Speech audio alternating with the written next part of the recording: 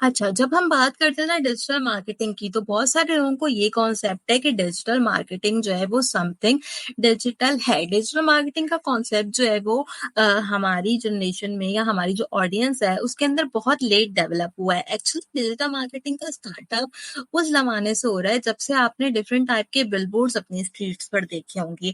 आपने अक्सर देखा होगा कहीं न कहीं डिफरेंट टाइप के पोस्टर्स लगे होते हैं, कहीं न कहीं डिफरेंट टाइप के बिलबोर्ड्स लगे होते हैं। आपको बहुत सारे लोग यहाँ पर फ्लायर्स प्रोवाइड करते हैं अपनी सर्विस से रिलेटेड। आपने बहुत अरसे से टीवी के ऊपर टीवी कमर्शियल्स देखे हैं, तो ये सब सारी चीज़ें क्या होती हैं डिजिटल मार्केटिंग में आती हैं। लेकिन हमने यहाँ पर डिजिटल मार्केटिंग को इतना लेट डिस्कवर किया कि हमें कभी पता ही नहीं चला कि ये चीज़ें जो हम सालों सदियों से देखते आ रहे हैं, ये सब चीज़ें डिजिटल मार्केटिंग में काउंट इन होती हैं।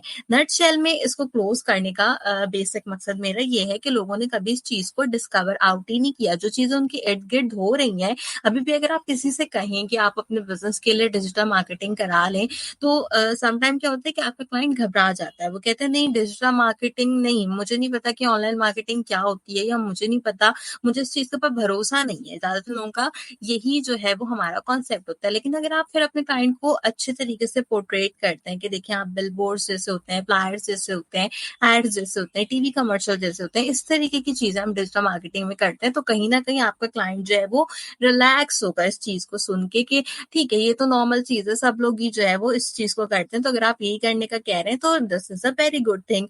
तो सबसे पहले तो ये कॉन्सेप्ट जो है वो क्लियर होना चाहिए हमारे पास डिजिटल मार्केटिंग से रिलेटेड। डिजिटल मार्केटिंग का एक और कॉन्सेप्ट जो है, जो कि बेसिकली इस कॉन्सेप्ट से बिल्कुल अलग है, जो कि डेवलप किया गया, वो है प्रमोटिंग और सेलिंग प्रोडक्ट। तो प्रमोटिंग और सेलिंग प्रोडक्ट की वजह से बहुत सारे लोग जो है वो डिजिटल मार्केटिंग को छोड़ देते हैं कि नहीं पता नहीं ऑनलाइन हमारा प्रोडक्ट बिकेगा, ऑनलाइन हमारा प्रोडक्ट नहीं बिकेगा, ऑनलाइन इतनी सेल आएगी, ऑनलाइन इतनी सेल नहीं आएगी। क्योंकि अगर हम एवरेज अपने एक शॉपकीपर को देखें तो दिन में अगर जो है वो 100 जो है क्या कहते हैं कोई भी प्रोडक्ट सेल करता है और मैं उसको कहूँ कि आप डिजिटल मार्केटिंग करा लो और आपको जो है वो 15 डेज के अंदर इतना रिजल्ट मिलेगा, तो वो सबसे पहले फौरन कैलकुलेट करेगा कि क्या डिजिटल मार्केटिंग के थ्रू मेरा आउटपुट आ रहा है या फिर मैं जो हूँ वो लोकली अपने आउटपुट को कंडेम्प्ट कर सकता हूँ।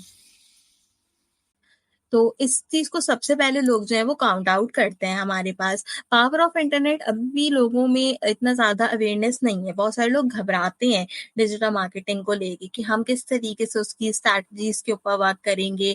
हम जिस पे भरोसा कर रहे हैं पता नहीं वो हमारी जो भी प्रोडक्ट है उसको रैंक करा पाएगा, उसकी सेल्स आएँगी। क्योंकि देखिए जब भी हम डिजिटल मार्केटिंग की बात करते हैं ना, तो हम अपने क्लाइंट से कहते हैं कि आपने एड्स के लिए हमें जो है वो पे आउट करना है। तो क्लाइंट वहीं पर ही सबसे पहले पीछे हो जाता है। ये कह के कि अच्छा ये तो ऐसी चीज़ है जिसके लिए मुझे पे करना है।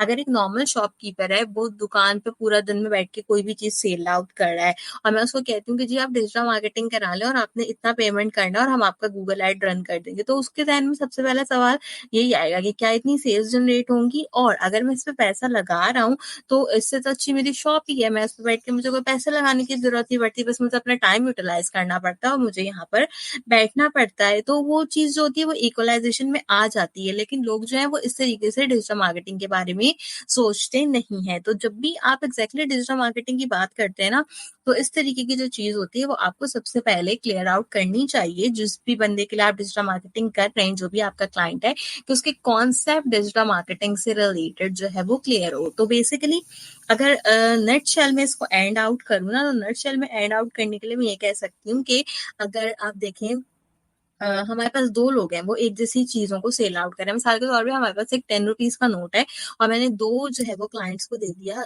कि 2 फ्रीलांसर्स को दे दिया कि आपने ये ₹10 का नोट सेल करना है।